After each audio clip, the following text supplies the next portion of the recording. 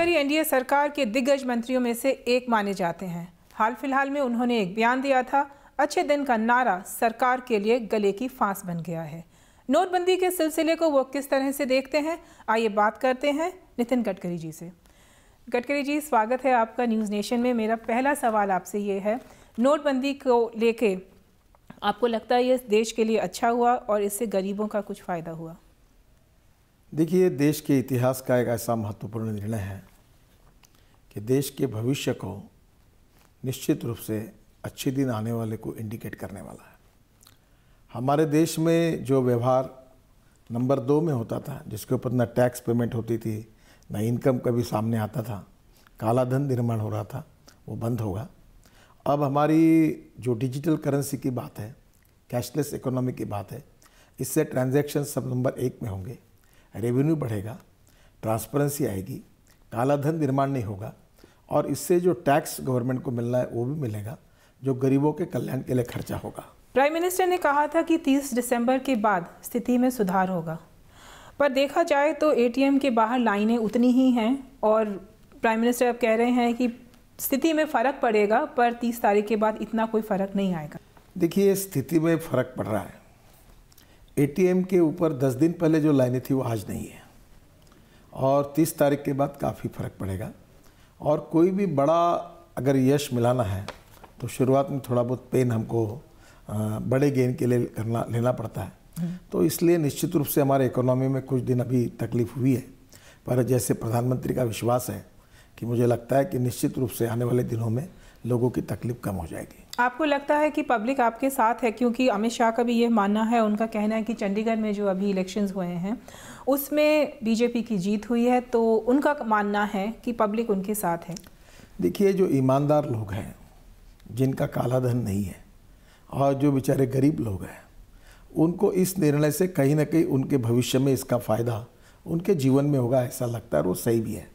और इसलिए आम जनता, गरीब व्यक्ति, गाँव, गरीब मजदूर, किसान खुश है।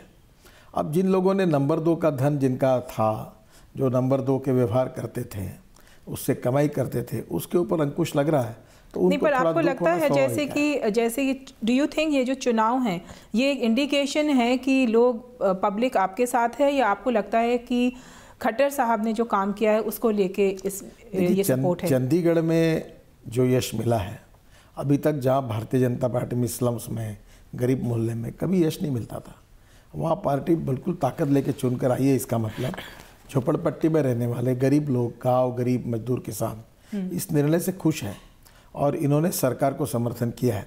महाराष्ट्र में भी नगर परिषदों के चुनाव हुए, वहाँ भी काफ़ी बड़ी जीत मिली है। और ये इस स्थिति में जो अगर आप लोगों को दुखी है, पेन हो रहा है, तकलीफ है, ऐसा माहौल कहते हैं लोग, तो उसके बावजूद लोगों ने हमको वोट क्यों किया है? इसका मतलब इस निर्णय से लोग खुश हैं और इसीलिए हमको मतदान मिल रहा है। यानी कि ये मोदी जी के फेवर में वोट है, ना कि सो मच या स्टेट गवर्नमेंट के फेवर में। देखिए, निश्चित रूप से है, जो निर्णय किया हुआ है उसका समर्थन लोगों ने किया है, ऐसा मुझे लगता है। गडकरी जी, एक पर्सनल सवाल पूछना चाहूँगी, जहाँ पे कैशलेस की बात है, आपका क्या एक्सपीरियंस रहा है और आपने कितना डेबिट कार्ड, क्रेडिट कार्ड को आपने कितना यूज़ किया है कभी? नहीं, मैं तो अभी डेबिट क्रेडिट कार्ड यूज़ करता हूँ और मुझे लगता है कि हमारे प्रधानमंत्री जी ने हमारे सब एमपीज और मिनिस्टर को कहा था कि वो अकाउंट की डिटेल्स दे दें, हमने दे दी है।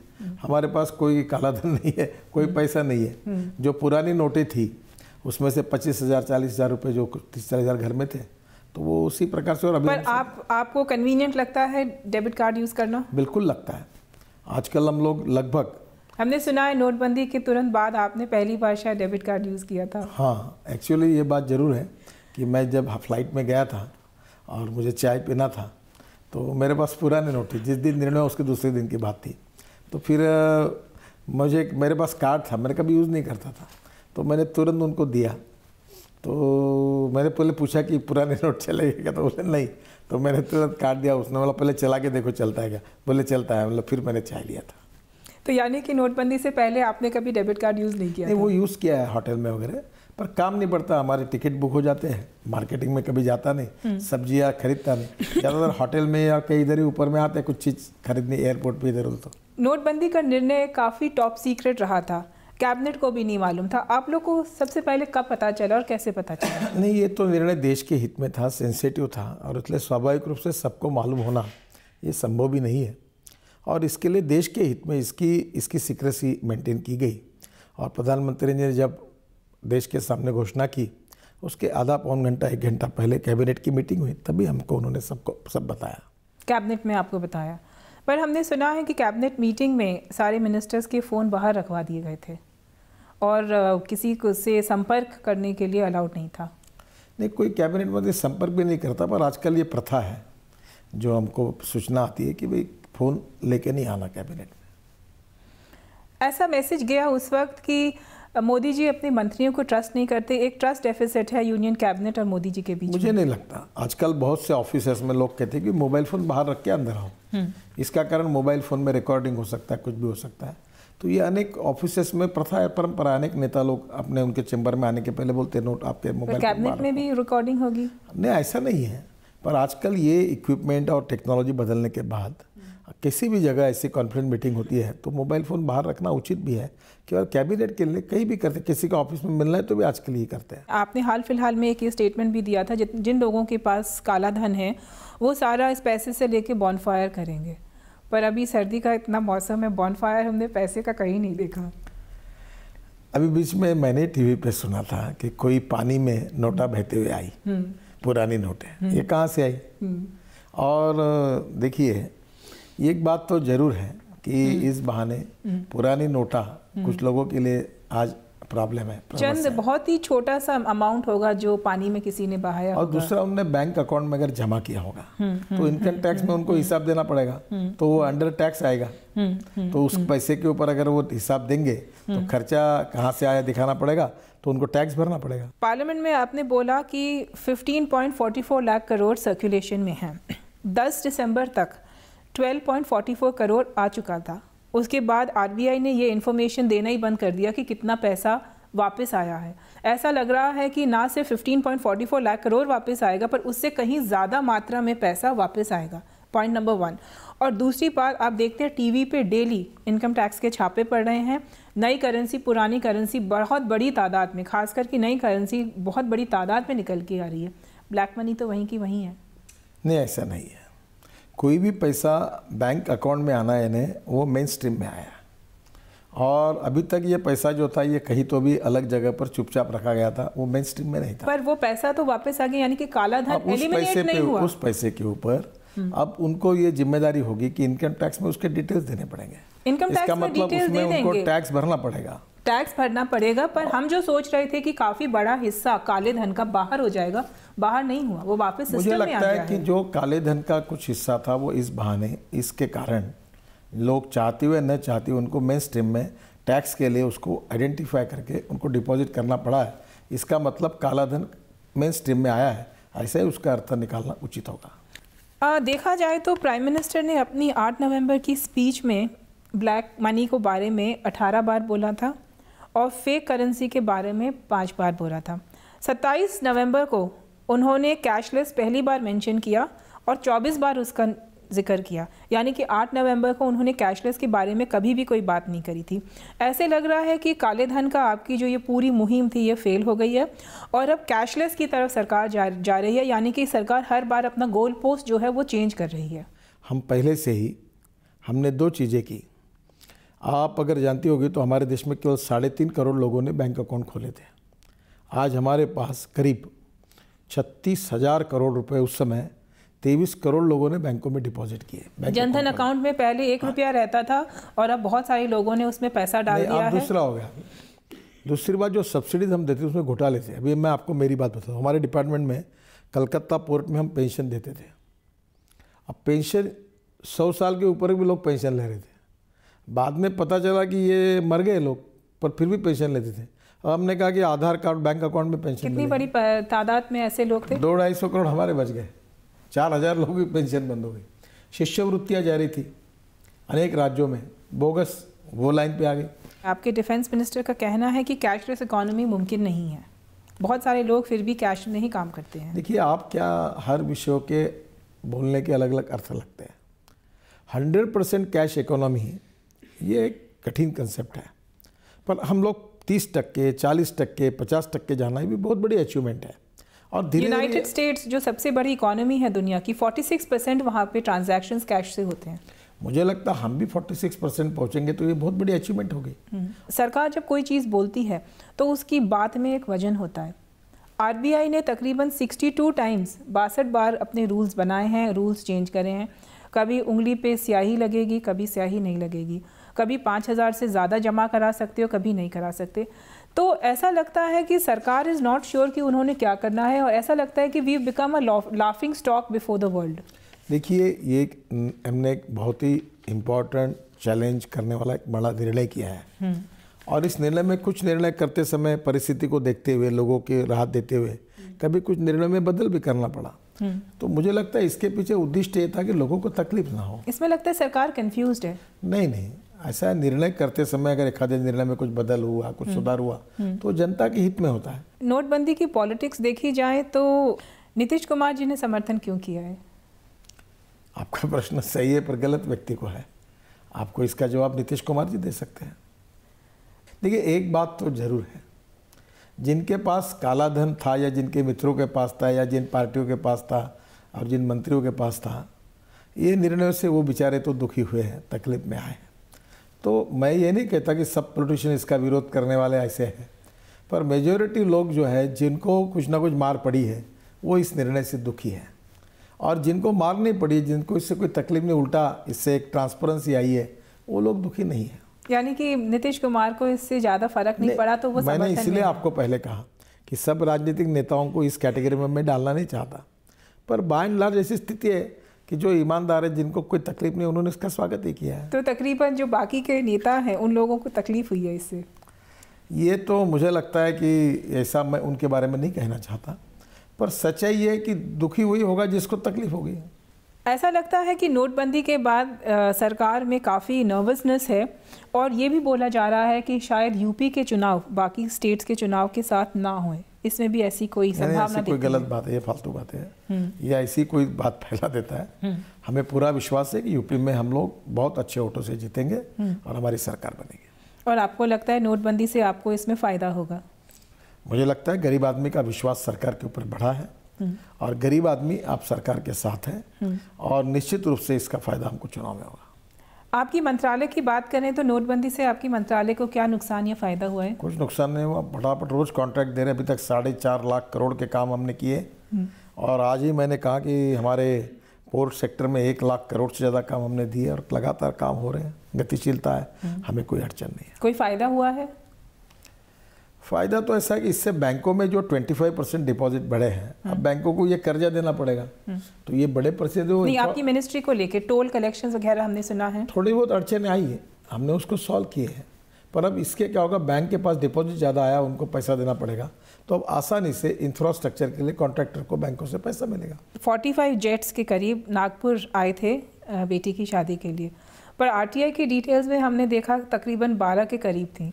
तो मीडिया वाले आपके पीछे क्यों पड़े रहते हैं? पहली बात तो, एक नागपुर के पत्रकार ने झूठ न्यूज़ दी, टेबल न्यूज़ तैयार की कि 50 प्लेन आए, हाँ, जबकि 8 भी नहीं है। मेरे यहाँ केवल 4। मीडिया वाले झूठ क्यों बोलते हैं आपके बारे में? ऐसा इस प्रकार से मेरे परिवार की शादी थी, मेरे लड़की की शादी थी, और इसलिए मुझे दुख हुआ कि इसके बारे में टेबल पे बैठकर झूठ न्यूज़ लिखी एक पेपर ने, और उसका आधार लेकर कुछ लोगों ने किया था। बाद में एक न्यूज़ एजेंसी ने उसकी न्यूज़ चलाएगी, ये झूठा है करके ये भी दिखाया।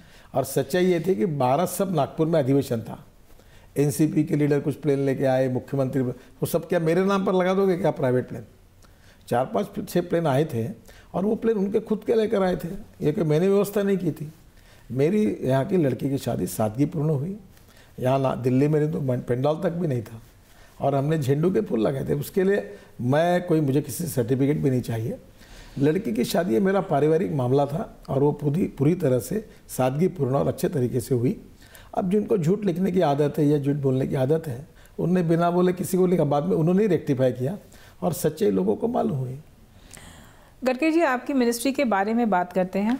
कहा जाता है कि you are one of the best performing ministers of the government, पर आपकी मिनिस्ट्री की एक स्टेटिस्टिक मैं आपको बताती हूँ। आपने कहा था इस फाइनेंशियल ईयर में हम 40 किलोमीटर पर डे रोड बनाएंगे, पहले 7 महीने में आपने सिर्फ 16% टारगेट मीट किया है, यानी कि 40 किलोमीटर की जगह डेली हम सिर्फ 6 किलोमीटर बना पा रहे हैं।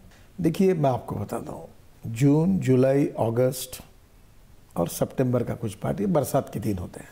बरसात तो हर साल आती है। हाँ, तो बरसात के दिनों में रोड का काम होता ही नहीं। स्पीड मिलना शुरू होती है अक्टूबर एंड के बाद, नवंबर, दिसंबर, जनवरी, फरवरी, मार्च, अप्रैल और मई। अब एक बात है कि मैंने ये घोषित किया था कि इस साल हमारा टारगेट, यानी हमने ये टारगेट पकड़ा हुआ है कि हम 40 किलोमीटर पर डे के हिसाब से रोड बनाएंगे। मार्च तक आपको रुकना पड़ेगा। अभी आज मुझे लगता है अभी हम 27-28 किलोमीटर तक है। हम कोशिश करेंगे, ये हमारा टारगेट है, ये कोई कमिटमेंट नहीं है। जैसे आप परीक्षा में बैठते हैं तो भाई मैं मेरिट में आने की कोशिश करूंगा, तो फर्स्ट क्लास में पास होते हैं। तो अभी हम कोशिश कर रहे हैं। अब मार्च एंड के बाद हमारा कितना किलोमीटर आएगा उसके ऊपर आप जरूर उसके ऊपर मूल्यांकन करिए। पर मैं आपको एक बात बता दूं, आज देश में अभी ज़्यादा से ज़्यादा रोड की स्पीड 18 किलोमीटर पर डे रही। अब हम 18 किलोमीटर छोड़ दिया हमने। आज हम 22, 23, 24, 28, यानी आज हम लगातार बढ़ रहे हैं।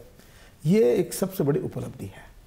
और आज सबसे इम्पोर्टेंट चीज़, करीब 403 प्रोजेक्ट 3,85,000 करोड़ के बंद पड़े थे, बैंक एनपीए पे हो जा रही थी। हमने उसमें से 95% प्रोजेक्ट क्लियर करके फिर चलाने की मेरा वही अगला सवाल आपसे था कि जो अड़चनें आ रही हैं, चाहे पुराने प्रोजेक्ट्स हों या नए प्रोजेक्ट्स हों, अड़चनें आ रही हैं, वो कहाँ से आ रही हैं? बैंक्स की तरफ से आ रही हैं, ब्यूरोक्रेट्स की तरफ से आ रही हैं, प्रॉब्लम कहाँ से आ रही है? देखिए, ये पुराने प्रॉब्लम, लैंड एक्विजिशन नहीं हुई थी, इंक्रोचमेंट नहीं हटा गया था, फॉरेस्ट एनवायरमेंट क्लियरेंस नहीं मिला था, रेलवे ओवरब्रिज की क्लियरेंस के प्रॉब्लम थे, लोग काम नहीं कर पाए, मशीन लेके बैठे रहे, एस्केलेशन हुआ, interest cost. Land acquisition act तो आपने पास कर दिया है, हमारे पहले की बात कर रहा हूँ। अभी कोई प्रॉब्लम नहीं है। अब 80% लैंड एक्वायर किए बिना हम अपॉइंटमेंट, हमने सुना है, आपने बोला है कि अधिकारियों को बोला है अगर काम नहीं करना तो वीआरएस ले लीजिए।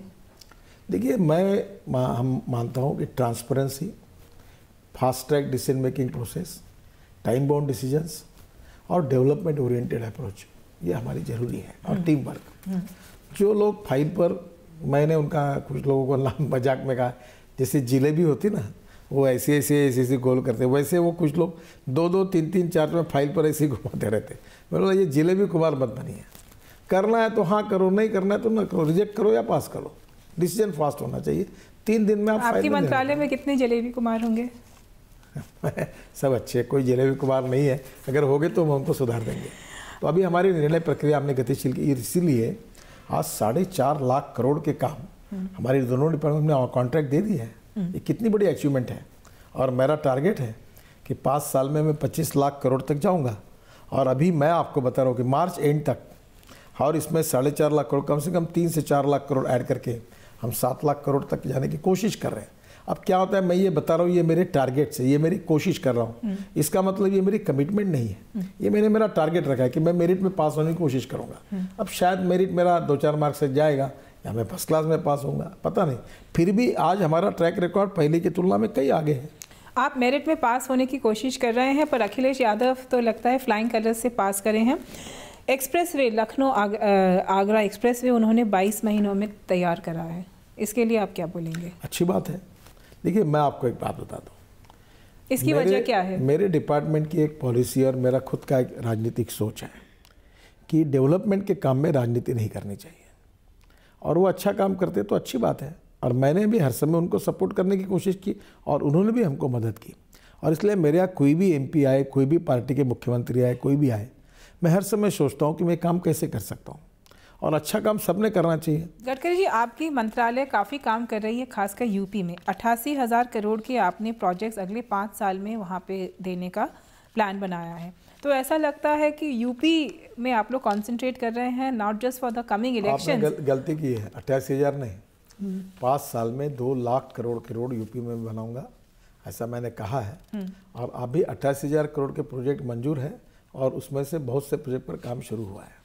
यानी कि आप 2019 के इलेक्शंस चाह रहे हैं कि यूपी के वाया यूपी जीते। हर चीज़ को इलेक्शन से मौजूद। मैं अभी मणिपुर गया था, 22,000 करोड़ के रोड मणिपुर बना रहा हूँ। अभी तक हमने 1 लाख करोड़ के रोड नॉर्थ ईस्ट के लिए मंजूर कर दिया, आसाम के लिए।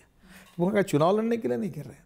जम्मू कश्मीर में हमने 40,000 करोड़ का काम मंजूर कर दिया है। आपने असम की और जम्मू एंड कश्मीर की अभी बात करी, मणिपुर में जो हो रहा है आप उसे किस ढंग से देखते हैं? नागास जो हैं वो मणिपुर का हर बार ब्लॉकेट कर देते हैं और वहाँ पे काफ़ी समस्याएं आ रही हैं लोगों को, तो आप ये जो इसीलिए मैंने इस बार जब जाके जिन पुलों का और रोड का भूमि पूजन किया है, इसमें आगे भविष्य में ब्लॉकेट नहीं होगा, क्योंकि उसके लिए जाने के लिए सिलचर से डायरेक्ट अब मणिपुर जा सकेंगे वो ब्रिज में बनाने के बाद। और इसलिए मुझे लगता है कि देश में रोड तो कौन कौन से कैसे रोड्स होंगे ताकि ये ब्लॉकेड आगे ना आए? सिलचर पर हम लोग एक बड़ा बराक नदी पर बड़ा ब्रिजेस बना रहे हैं और उसके बाद में सिलचर से डायरेक्ट मणिपुर जाएंगे। वहाँ रेलवे भी बनती हुई आई है और मणिपुर के अभी मुझे लगता है कि 1-1.5 साल में इम्फाल तक चली जाएगी और रेलवे भी बनेगी, तो फिर ब्लॉकेट का सवाल नहीं आएगा। कहा जा रहा है कि जैसे 84 कोस की यात्रा के लिए आपने काफ़ी पैसा दिया है और उससे ऐसा लगता है कि अयोध्या को लेके काफ़ी एक बड़ा मुद्दा होगा।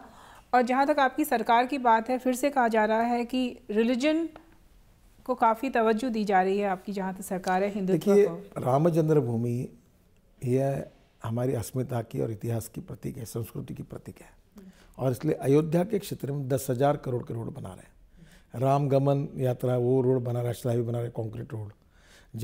राम जानकी मार्ग वो एक बना रहे हैं। फिर 84 कोसी का 2,500 करोड़ का ये बना रहे हैं।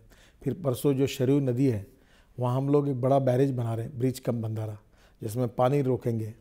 तो हम लोग अयोध्या में दुनिया से लोग आते हैं। अभी जैसे बद्रीनाथ केदारनाथ है, पिछली बार हादसा हुआ, 1000 लोग मर गए। तो हम लोग पूरी तरह से देहरादून से 900 किलोमीटर 12,000 करोड़ रुपए लेकर नए रोड बना रहे हैं और इसके बाद कोई बादल फटे कुछ भी हो, कभी किसी को रुकने की आवश्यकता नहीं पड़ेगी, ऑल सीजन रोड बनेंगे। क्या हमारे देश में तीर्थाटन करने के लिए कोई जाते हैं तो क्या उसके लिए अच्छे रोड नहीं होने चाहिए? क्या हमारे तीर्थ स्थान जो देश के हमारी श्रद्धा के प्रतीक है, क्या वो साफ सुथरे स्वच्छ अच्छे रोड नहीं होने चाहिए? आखिर तो देश ये सारे हिंदू के जो धर्म स्थल हैं वहाँ पे ही क्यों हो रहे हैं? हम बौद्ध सर्किट बना रहे 4,500 करोड़ खर्चा करके। सारनाथ से लेकर वाराणसी तक एक बौद्ध सर्किट बना रहे 4,500 करोड़। हम अजमेर का रोड बना रहे। देखिए, हम इसमें जातीयवाद या धार्मिक दृष्टिकोण, संकुचित दृष्टिकोण नहीं रखते। जहाँ जहाँ भी लोग जाते, चाहे हिंदू जाए, मुसलमान जाए, बौद्ध जाए, कोई भी जाए, उस जगह पर अच्छे रोड बनाना। अब मैं कश्मीर में टनल्स बना रहा हूँ।